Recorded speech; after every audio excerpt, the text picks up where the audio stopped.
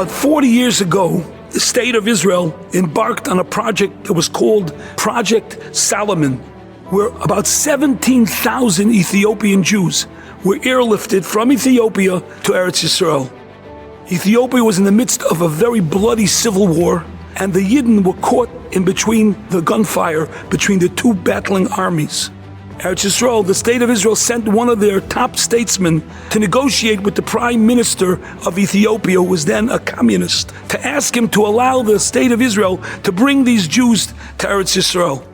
And the prime minister demanded a tremendous amount of money before he would allow them to be taken from the country. In his negotiations with the prime minister, he managed to pull down the price of what he was asking for to a much more reasonable amount. But the prime minister insisted on one more thing, which seemed to be an insurmountable problem. He said he would only let the Jews go if the president of the United States, who was then George Bush, would write a letter to him addressing him as prime minister of Ethiopia and requesting that he free the Jews. And the reason why it was such a difficult thing to procure such a letter was because at that point, the United States did not recognize the government of this prime minister. And that's exactly what he wanted. And so the state of Israel sent this statesman to Washington to beg President Bush to write this letter. President Bush was in a quandary. On the one hand, it's the honor of the United States of America. On the other hand, so many lives at stake. He called a meeting of his closest cabinet members, and they went for a vote.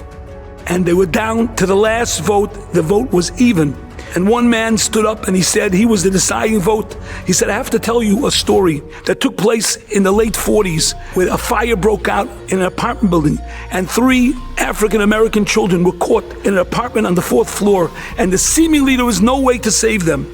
And all of a sudden, a dark-skinned gentleman took a cover, a blanket of some sort, drenched it in water, wrapped it around himself, ran up the stairs, broke into the apartment, and saved the lives of the 3 children. By the time he came down with the children, the parents who had gone away for a moment had come back. And they began to hug and kiss him. You saved our children. What can we give you to show our thanks? The fellow said, I'm a Jew from Ethiopia.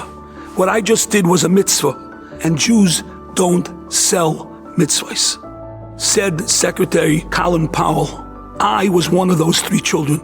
I think today is my turn to do my mitzvah, to save Ethiopian Jews.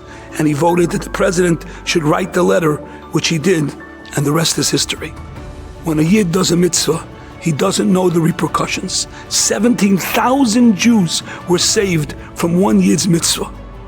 When we're Oymid bin Nisayin, we don't know what we're doing, not just for ourselves, for our generations, but for all of Klal Yisrael. One Yid could save a world.